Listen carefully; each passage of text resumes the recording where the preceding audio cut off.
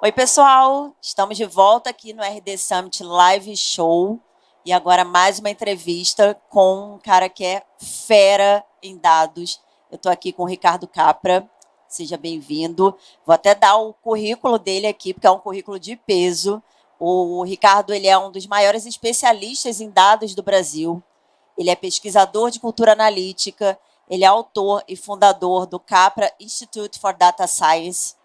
E eu vou até pegar uma cola aqui, porque ele já ajudou tanta empresa. Olha, foi Unilever, B3, Banco do Brasil, Gol, Santander, UOL, Banco Mundial, Rede Globo, Itaú e Ambev. Bem-vindo, Ricardo. Muito obrigado, Fernando. É um prazer estar com vocês aqui nesse evento incrível. Parabéns pelo evento. Obrigada. Então vamos lá, vamos já começar, né? A gente fala muito. A primeira coisa que eu quero te perguntar quando a gente fala de dados é o que é essa cultura analítica que a gente fala tanto, né? O que uma empresa precisa para se desenvolver na área de dados? O que ela precisa buscar? Quais são os detalhes que ela tem que olhar ali de time, de organização, para realmente ela começar a pensar dados? É engraçado a gente falar disso, né? Porque a palavra cultura relacionada com dados parece uma coisa distante, porque ela surge como uma técnica, né? Tanto que as primeiras grandes conversas que a gente vê em cima de dados, ela surge junto de ciência de dados. E aí dimensiona para um público muito específico, que é um público técnico. Pessoas especialistas que entendam de dados e ciência para poder lidar com isso. Logo, a gente percebe que, na verdade, isso não é uma característica técnica, na verdade, é uma habilidade para o futuro. Tanto que no relatório do Banco Mundial, né, eles apontam que entre as habilidades mais importantes para 2025 de qualquer profissional, de qualquer área de atuação, o pensamento analítico está no topo do ranking. E está na frente das habilidades técnicas e de outras habilidades. Então, quer dizer, no momento que essa habilidade começa a entrar dentro das organizações, começa a perceber que as outras pessoas também tomam decisões olhando para as mesmas coisas. Então, a gente precisa desenvolver esse olhar para a informação de um jeito diferente. É uma decisão informada, ao invés do jeito que a gente toma a decisão. Então, a partir disso, todas as pessoas precisam, de alguma maneira, aprender essa nova habilidade e se tornar esse indivíduo que olhe para os dados e coloque isso no dia a dia dele, para qualquer coisa. Imagina a prática esportiva hoje, né? Imagina a gente praticar esportes com um recurso que nos possibilita olhar o quanto a gente está se desenvolvendo, ou então fazer uma atividade de uma bicicleta e tu vê o quanto tu percorreu, como que tu foi, qual foi a tua performance, o quanto tu está melhorando. A gente analisa nossos próprios dados. Então, essa cultura se espalha, além das organizações, também na sociedade. Né? Se a gente olhar os nossos aplicativos agora, boa parte deles já tem uma aba de analytics para a gente mesmo analisar os nossos dados. Isso acontece dentro das plataformas da RD, obviamente, mas dentro de qualquer plataforma de negócio ou sociedade de maneira geral. E até pensando nessa cultura, a gente viu, está acompanhando o ambiente de eleição, pandemia, tudo que está acontecendo, e a gente olha, já tem dashboards em tudo. Então, as pessoas precisam acostumar a conviver com essa informação e com uma camada de análise para a sociedade, muito além até dos negócios. Por isso, uma cultura analítica. Né? Perfeito. Acho que quando a gente fala de marketing, vendas, é uma área que por si só já usa muitos termos, né? Volta e meia tem um termo que entra na moda e todo mundo só fala daquilo. E quando a gente fala de dados, acho que nos últimos anos a gente teve muita questão do Big Data. Toda empresa falava que trabalhava com Big Data, então a gente via desde fazer um pouquinho, olhar o Analytics, até realmente ter uma estrutura de dados complexa, as empresas falavam que era Big Data. Mas explica para a gente assim, o que é realmente trabalhar com Big Data? Elas não estavam mentindo, porque realmente Big Data está em absolutamente tudo que a gente está fazendo. Tá? Basicamente, Big Data, o que explica ele é a velocidade, volume e variedade crescente de dados, né?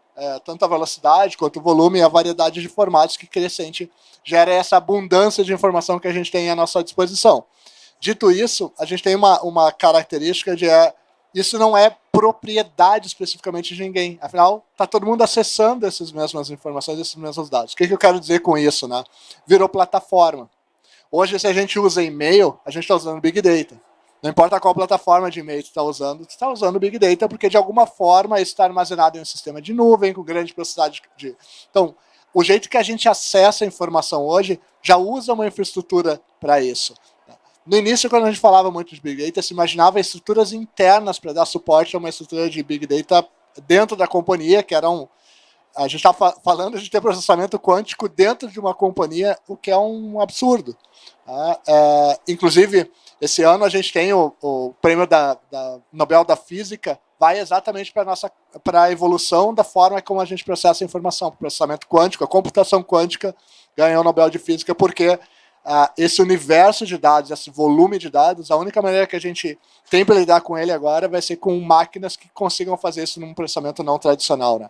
Eu acho que o que a gente tem que falar de Big Data talvez seja sobre Small Data, que é o que a gente vai extrair de bom, qualificado e útil nos nossos dias a dia dessa quantidade de dados que a gente tem à nossa disposição. Senão a gente fica, tem um termo, né, que é o infoxication, intoxicado com tanta informação, ao invés de selecionar aquelas que são mais importantes. Não, né? gera um medo tremendo nas empresas, né? Elas poderiam estar realmente usando já esses dados, olhando com mais cuidado, com mais carinho, trabalhando a estratégia em cima disso, mas fica, né, essa palavra solta e né, empresas de PMEs ou empresas que não são tão grandes, desesperadas, falando, nossa, como que eu faço isso?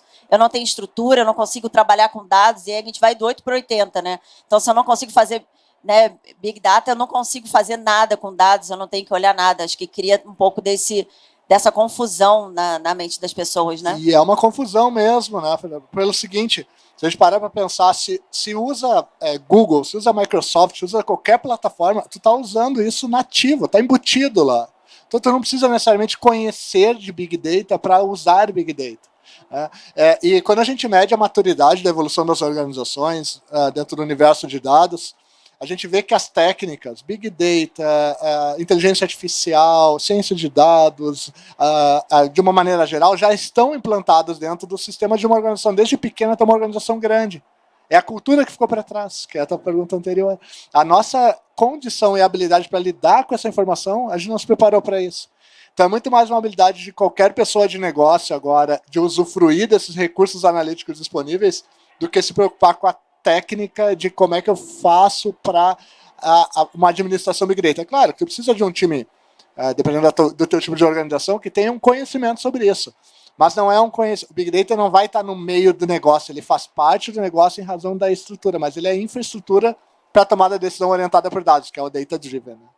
Perfeito. E a gente está aqui num evento que fala de marketing, de vendas, de inovação, e quando eu olho para marketing e vendas, são áreas que né, primeiro que a gente está ali falando de áreas mais para o lado da humanas, então são áreas que naturalmente, né, as pessoas vêm muito com essa mentalidade de não, eu não sei trabalhar com dados é coisa de exatas, eu não sei fazer conta, e é uma área, né, quando a gente olha para o marketing, uma área que vem muito de trabalhar criatividade, vendas também vem com esse histórico de, não, vender é um jeito, você tem que ter um jeito para vender que você vai ter sucesso.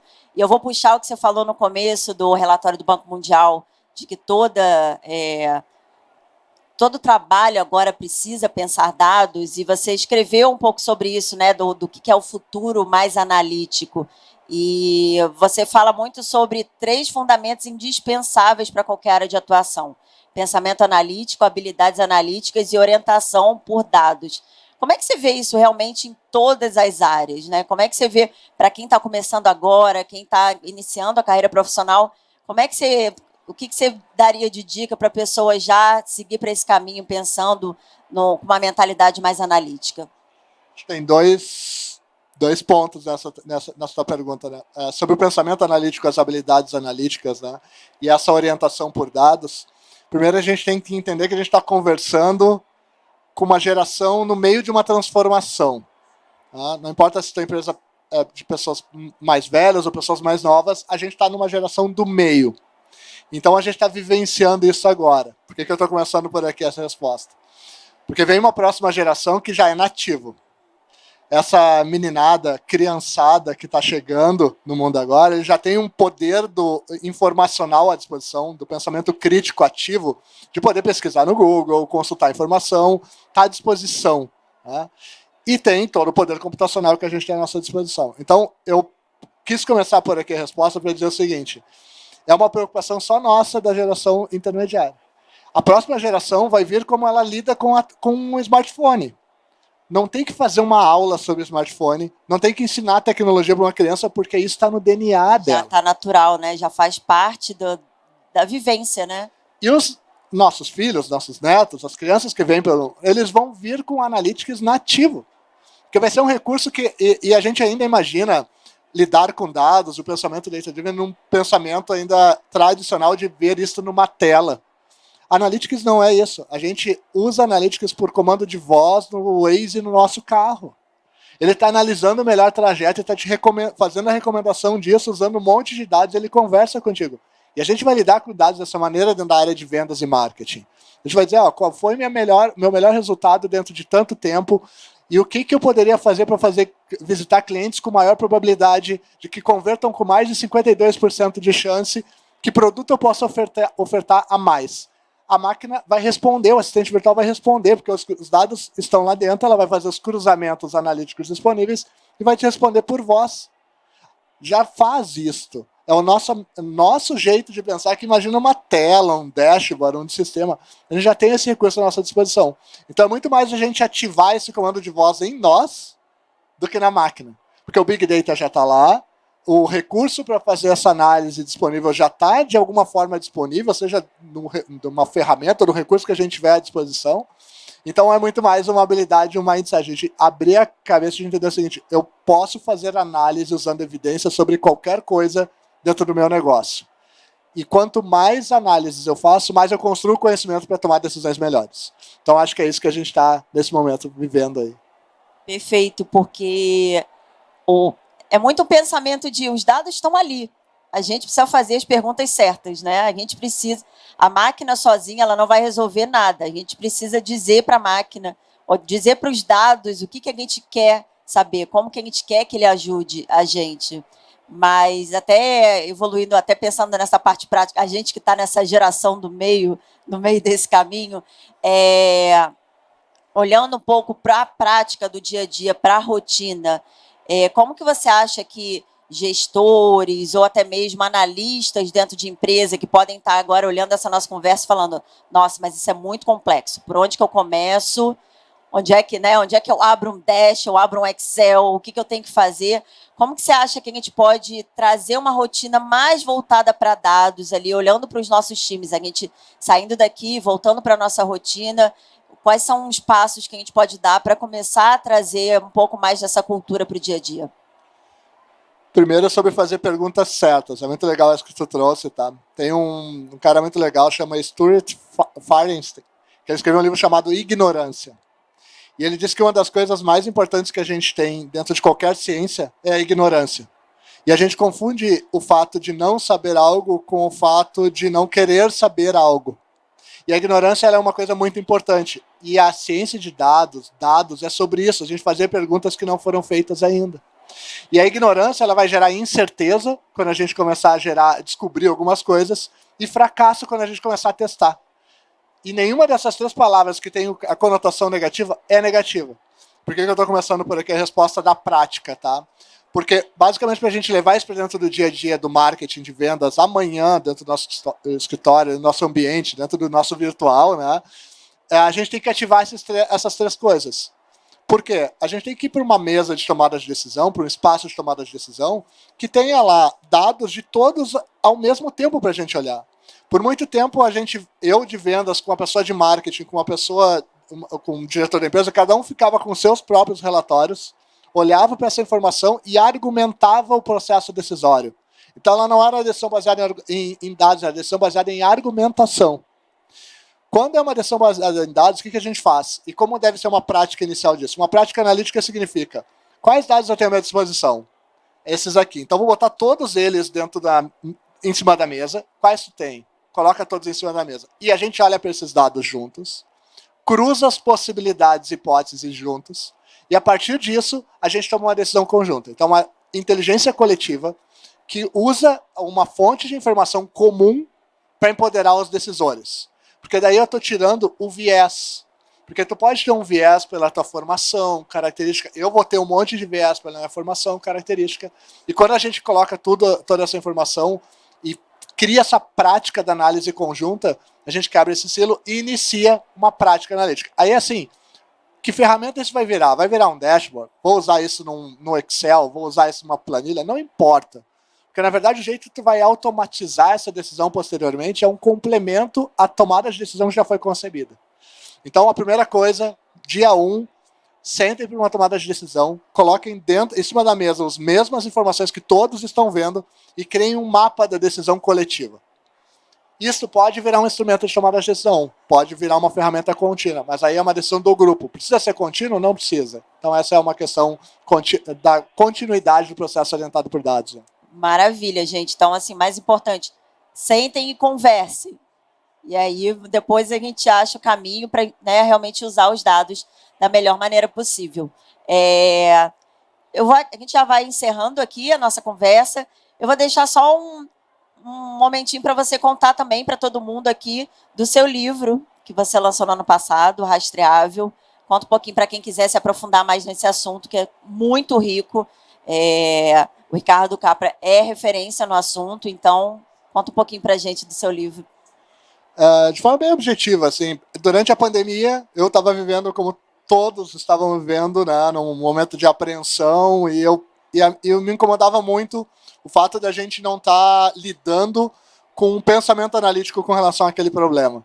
Então, a única coisa que eu fiz foi escrever como eu estava observando a pandemia naquele momento através dos dados. Então, ele é uma escrita sobre o pensamento analítico aplicado a um problema real. Basicamente fala sobre o que é o pensamento analítico, a fusão do pensamento computacional com o pensamento crítico. Então é isso que leva um pouco ali dessa reflexão sobre o poder da informação, mas o poder da análise sobre o mundo real. É sobre isso, Olivia. Perfeito. Bom, obrigada, Ricardo, pela sua presença. A entrevista é rápida, mas acho que o importante aqui é a gente gerar essa curiosidade no público. Super obrigada. E é isso. Muito obrigado pelo convite. Novamente, parabéns por tudo que vocês estão fazendo e, inclusive, esse live show aqui que impacta tanta gente aí, né? Muito obrigado.